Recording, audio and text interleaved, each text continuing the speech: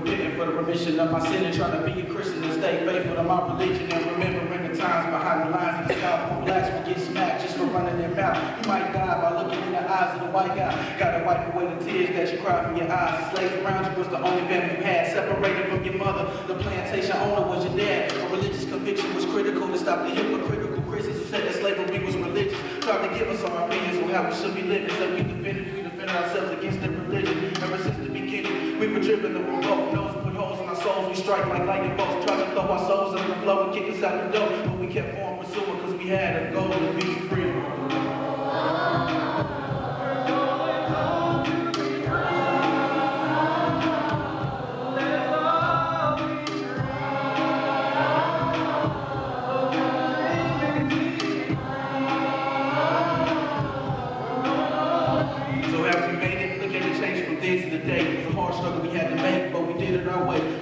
Competition to overcome the races. We can finally show our faces in all places. So never take this. We haven't been beaten, we undefeated. We pursued despite the way we've been treated. And all we needed was to have hope and keep it alive. Love God and keep living for those that lost their lives. Remain stable in the Bible, perpetrate against the race. To get up off the ground and wipe the dirt off your face. Make peace with the people of the Caucasian race. It's not their fault the ancestors put us in a foreign place. So look to the future. Don't think about the past, even though the wounds haven't healed from the whips on our backs.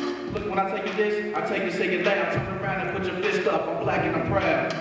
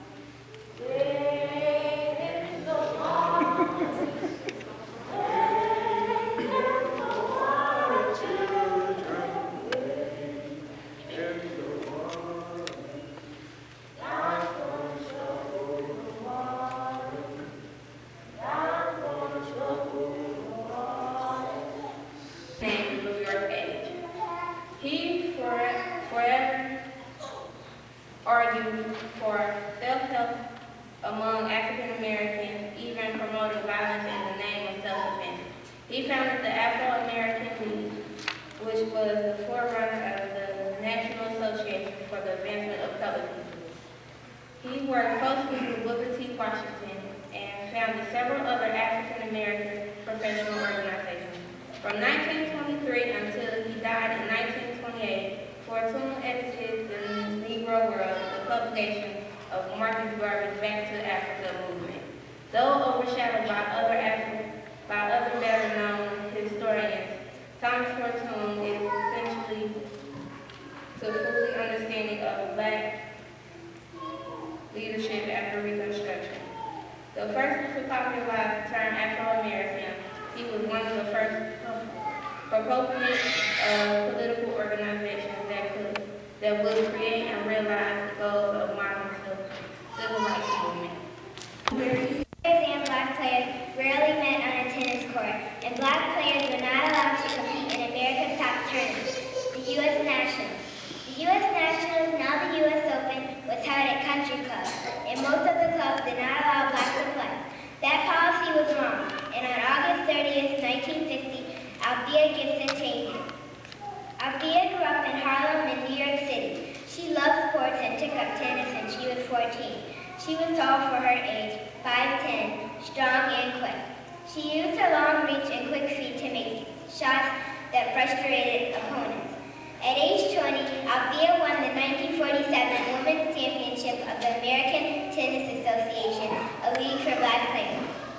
She won the title again in 1948, 1949, and 1950. She would go on to win it 6 more times in a row. But Althea's championship player, the ATA, did not win her an invitation to the U.S. Nationals. In 1950, Althea got some help from 4